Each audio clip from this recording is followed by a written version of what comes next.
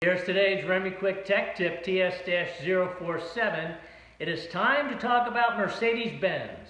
Today we discuss the 2001 to 2006 C Series as well as the 2003 to 2006 CLK Series and E Series and the symptom of a no-start condition.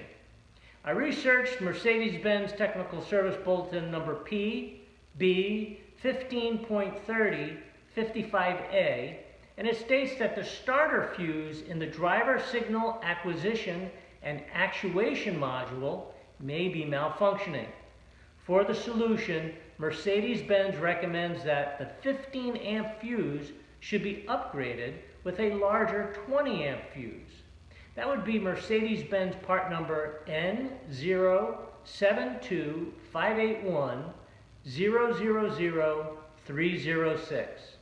That's the Remy Quick Tech Tip, and it's another reason why your next starter alternator should be a Remy.